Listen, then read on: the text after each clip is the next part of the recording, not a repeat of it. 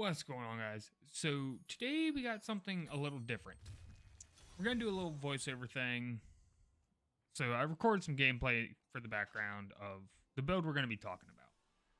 This is hands down my favorite build of all time in Diablo 3 for the necromancer. Everybody knows I'm a necromancer guy, always have been, always will be. This build used to top the charts. It is nowhere near where it used to be anymore, but it's still so much fun. It's cheesy, it's easy, and it is great for speedrunning. We are talking about the Bone NATO Inarius build. This has always had a very special place in my heart, and it is a shell of its former self. This build used to top the charts. Only builds that could keep up with it were fucking Whirlwind Barbs, the Spinny Demon Hunters, and the Trigul's Avatar Corpse Lance build. Other than that, you couldn't touch this thing. It was unstoppable. Nowadays, not so much. It's still my favorite build to run, especially if I'm just gonna farm Nephilim Rifts for keys to push our... Can you push with this build? Yes, absolutely. You're gonna kind of struggle towards top tier. The build I'm using here is not fully optimized, not by any means. It's got all the parts, it's just missing some of the stats, a lot of the stats. I think there's like one primal on this. I don't know off the top of my head. But again, this is my favorite build. I love it. And the gameplay loop is very simple. As you can see from what's going on here, pop Land of the Dead with the Frozen Lands rune, and we're just going to corpse lance everything.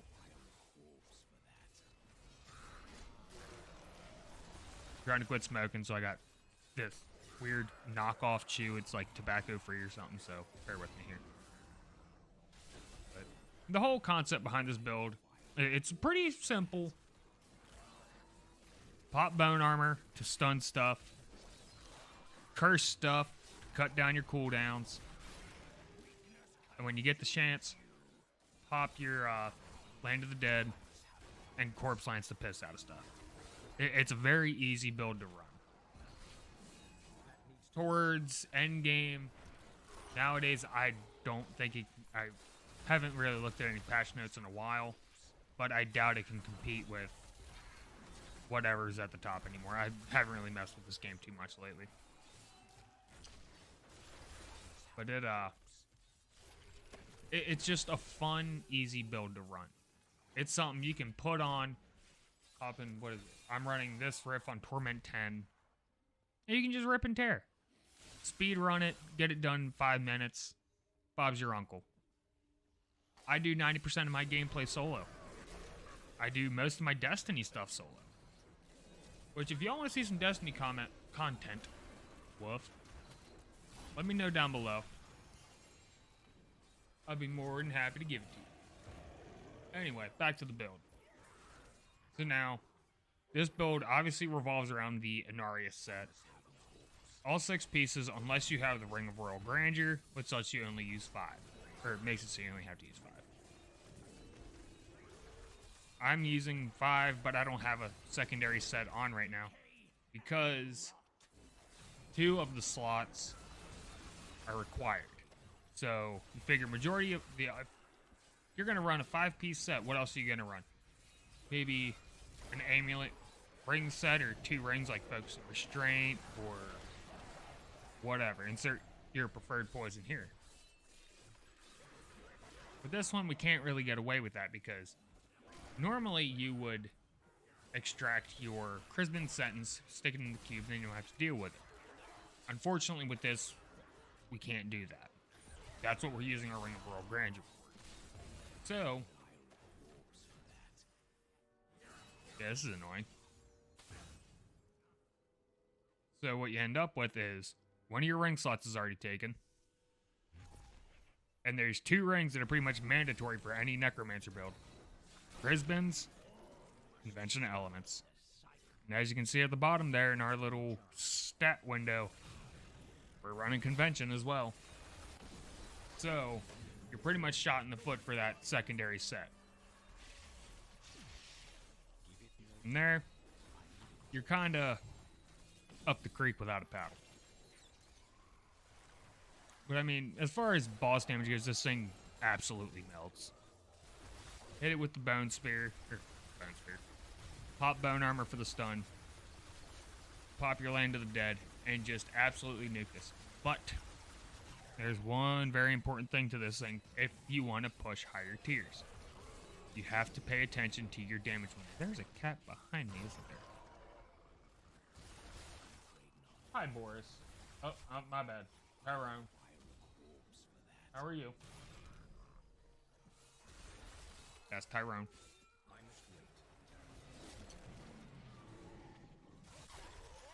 Unfortunately, this is a very damage window bound build.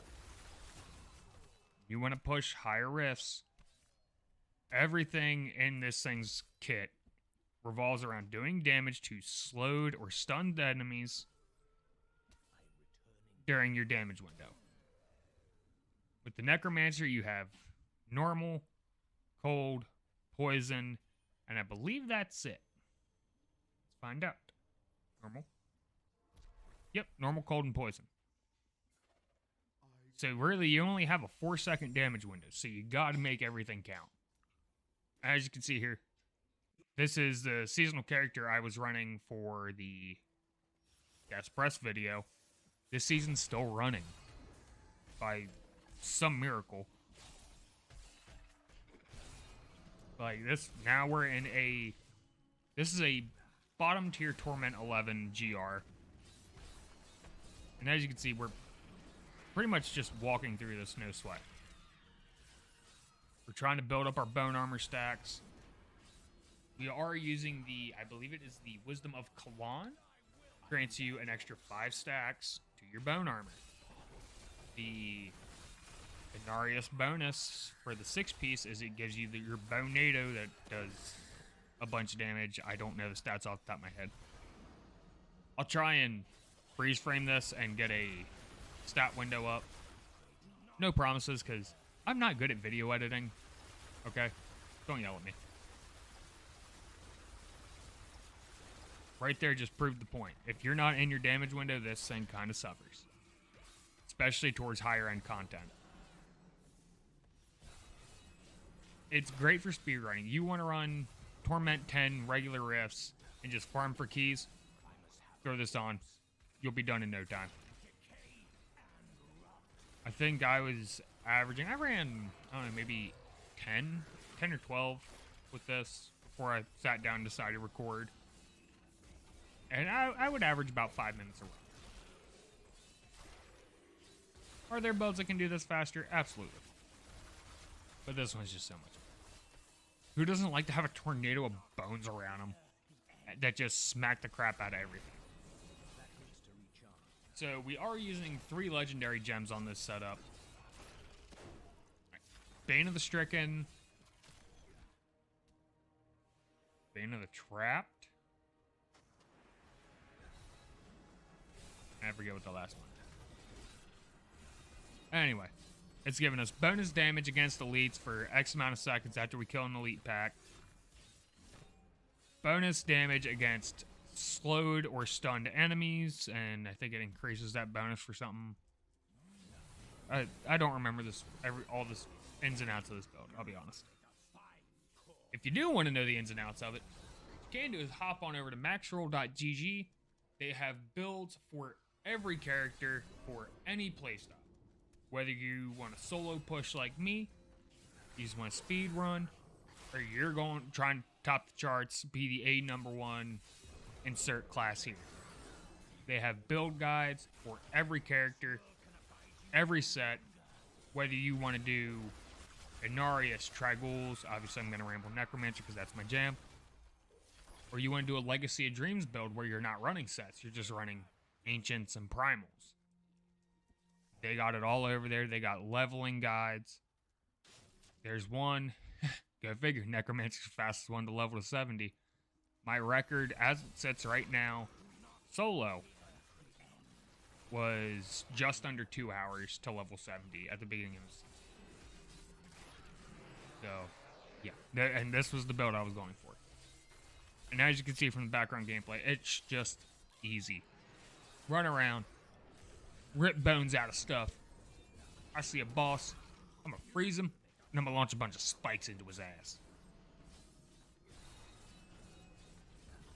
If y'all want, I can do a full build rundown. But like I said, maxroll.gg has full breakdowns on pretty much any build you can think of for any character.